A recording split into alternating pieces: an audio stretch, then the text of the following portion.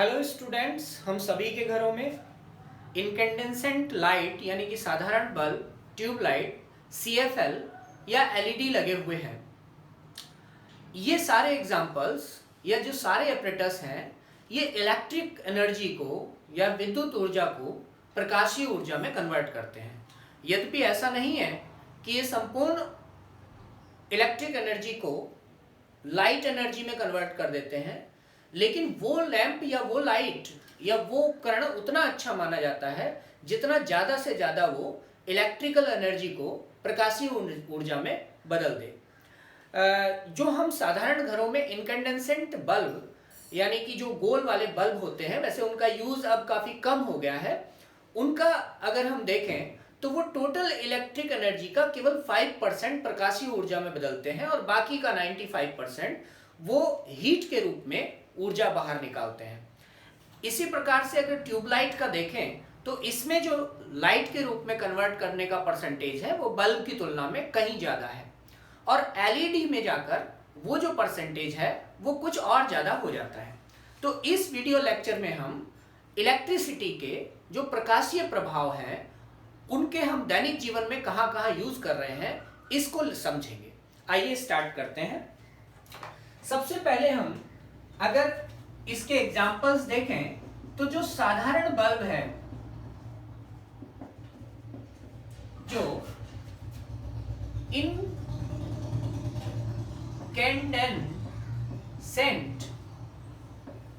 Bulb कहलाता है। बड़ा साधारण सा ये बल्ब होता है। इस तरह से ये कांच का इसमें गोलाकार हिस्सा होता है। इस बल्ब में दो तार इस तरह से जुड़े रहते हैं। ये वायर से यहां जुड़ा रहता है और यहां पर एक बहुत बारीक तार होता है, स्प्रिंग होती है। ये बारीक तार टंगस्टन धातु का बना होता है। जो टंगस्टन धातु है इसका मेल्टिंग पॉइंट बहुत ज्यादा होता है। मेल्टिंग पॉइंट मतलब गलनांक 3200 से 3300 डिग्री सेंटीग्रेड या उससे भी थोड़ा और ज्यादा इसका मेल्टिंग पॉइंट होता है। तो वो डिपेंड करता है कि प्योरिटी कितनी है टंगस्टन के अंदर। मेल्टिंग पॉइंट काफी ज्यादा है। इसका यहां पर बहुत ही बारीक सा फिलामेंट यानी तंतु यूज किया जाता है। बारीक तंतु यूज करने का कारण है विशिष्ट प्रतिरोध, यानी कि जितना ज्यादा बारीक होगा, जितना कम डायमीटर होगा, उतना उसका जो प्रतिरोध है, रेसिस्टेंस है, वो उतना ज्यादा होगा। इसको अगर समझना है तो ये एक वायर है, एक ये दूसरा वायर है। अगर समान वोल्टेज की एनर्जी दोनों में प्रवाहित की जाती है और ये दोनों वायर किसी एक ही धातु के हैं तो इसमें जो प्रतिरोध होगा, रेसिस्टेंस होगा, वो ज्यादा होगा। इसके अंदर जो प्रतिरोध होगा वो कम होगा। वो बड़ा सामान्य अगर हम बुद्धि से भी सोचें तो यहां पर जो इंटरमॉलिक्यूलर स्पेस है, ये बीच का स्थान, और यहां पर जो इंटरमॉलिक्यूलर स्पेस है, अगर इन दोनों की तुलना करें तो इसके अंदर इंटरमॉलिक्यूलर स्पेस इससे ज्यादा है। तो जब इलेक्ट्रॉन्स इधर से इधर फ्लो करेंगे या इसमें इधर से इधर फ्लो करेंगे तो यहां पर इलेक्ट्रॉन्स को फ्लो करने में कठिनाई आएगी, उनकी टक्करों की संख्या बढ़ जाएगी। इसलिए इसका प्रतिरोध ज्यादा है और इसका प्रतिरोध कम है। इसलिए इस वायर को पतला रखा जाता है, पतला रखा जाता है ताकि प्रतिरोध को बढ़ाया जा सके। जब इलेक्ट्रिसिटी का फ्लो होता है तो यहां पर इसका रेसिस्टेंस यानी प्रतिरोध बढ़ जाता है। ये फिलामेंट चमकने लगता है और इससे 5% जो इलेक्ट्रिसिटी है वो प्रकाशीय ऊर्जा के रूप में प्राप्त होती है और बाकी हीट के रूप में प्राप्त होती है। तो जो बल्ब है वो इस तरह से काम करते हैं। इनकैंडेसेंट बल्ब हम उनको कहते हैं। इसमें जो दूसरा प्रयोग है वो ट्यूबलाइट के रूप में होता है। ट्यूबलाइट,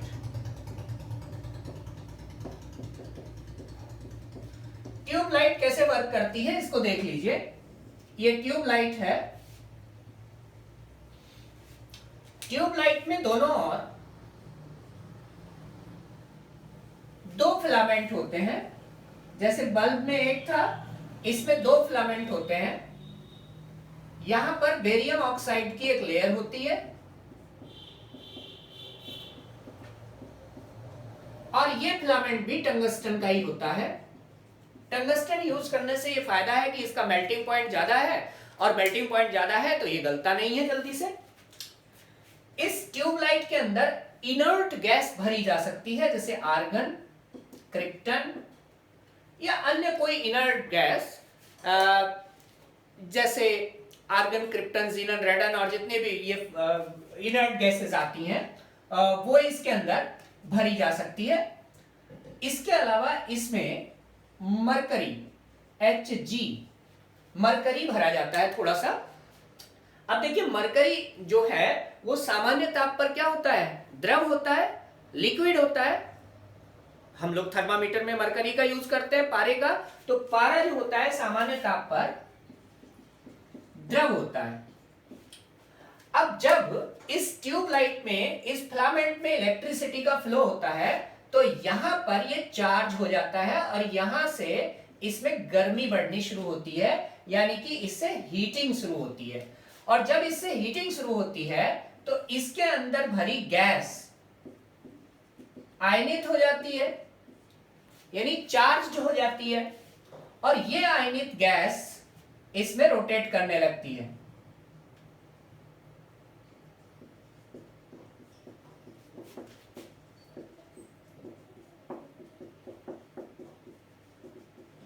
जब ये इसमें घूमने लगती है तो ये आयनित गैस इस मरकरी जो कि लिक्विड में है इससे टकराती है और लिक्विड का ताप Hg का ताप बढ़ा देती है। जब Hg का ताप बढ़ जाता है, यानी पारे का ताप बढ़ जाता है, तो Hg वाष्प में बदल जाता है। अब अगर हम एक Hg का यहां पर एटम बनाएं, वैसे मरकरी का एटम काफी बड़ा होता है, लेकिन हम छोटे एग्जांपल से समझ लें। प्रोटॉन और न्यूट्रॉन इसके सेंटर में होते हैं और इलेक्ट्रॉन्स इसके न्यूक्लियस का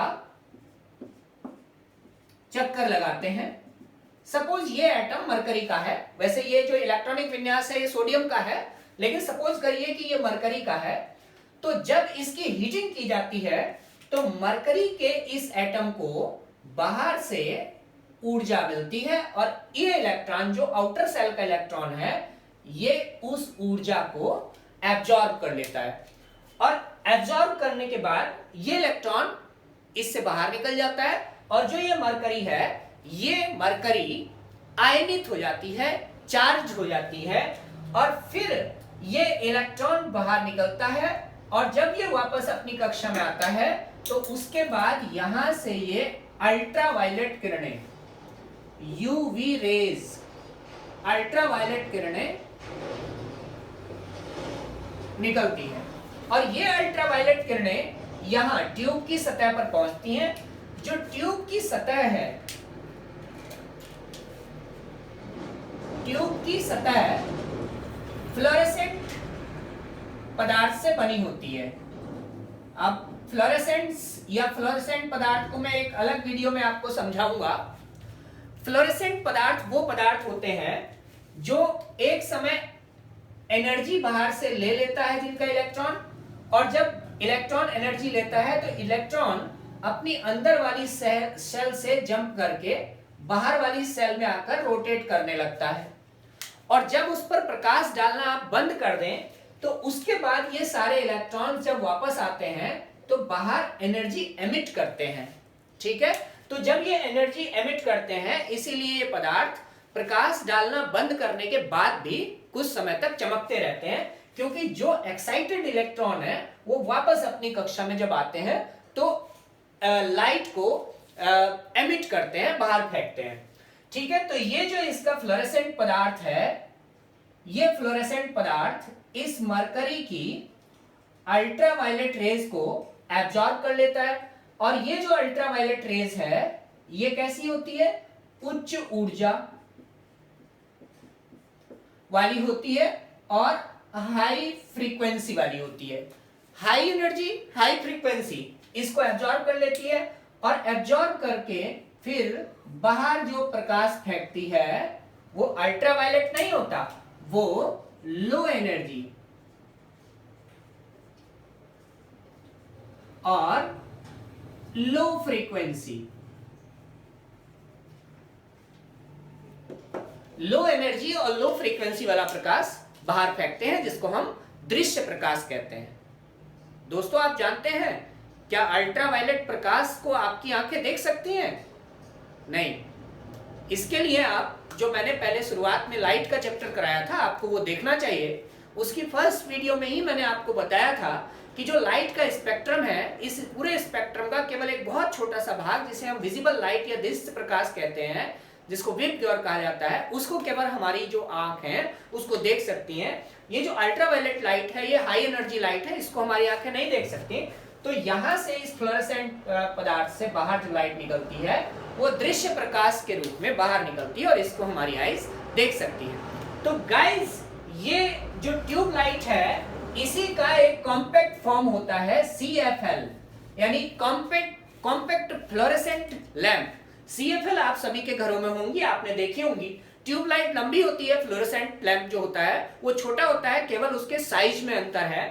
दूसरा, आपने जो CFL है उनको घुमा हुआ ऐसे करके देखा होगा, बैंड सी होती है वो थोड़ा, वो इसीलिए की जाती है ताकि जो उनका पाइप है वो लंबा हो सके और उनमें ज्यादा गैस भरी जा सके, जिससे वो ज्यादा आयनित हो सके।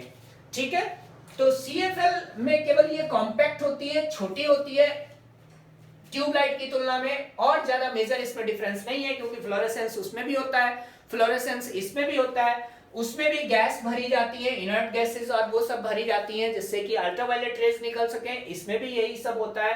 तो बेसिक जो डिफरेंस है वो केवल साइज का है, वो इलेक्ट्रिसिटी कम यूज करती हैं, उनकी एफिशिएंसी कुछ ट्यूबलाइट की कंपैरिजन में ज्यादा होती है।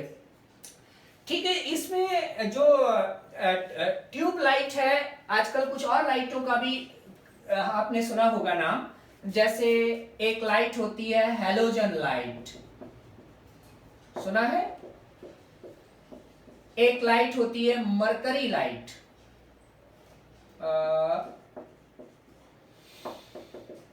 मरकरी लाइट, एक लाइट होती है सोडियम लाइट।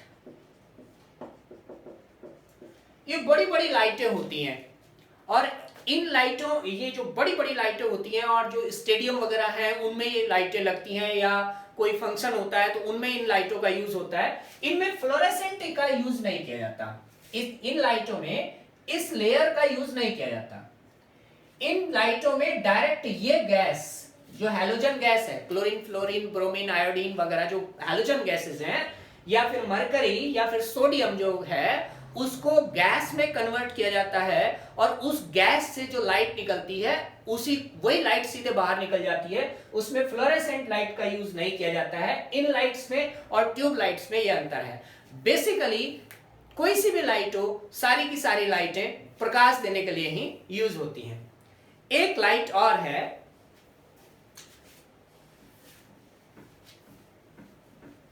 जिसको हम कहते हैं LED, यानी light emitting diode. LED light emitting diode. दरअसल जो डायोड्स होते हैं, अगर आपने फिजिक्स थी आपके पास इंटर में, तो उसमें चैप्टर है डायोड एंड ट्रायोड का। तो जो डायोड होते हैं वो अर्धचालक यानी सेमीकंडक्टर से बने होते हैं, और जब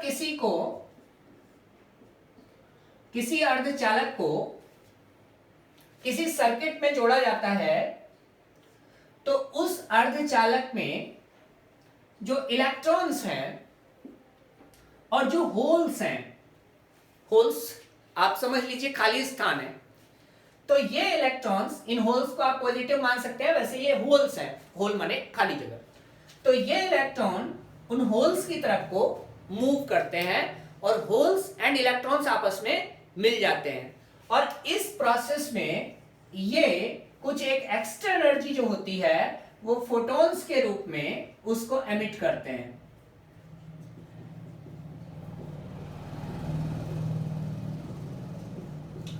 और यही उत्सर्जन क्या होता है? प्रकाश।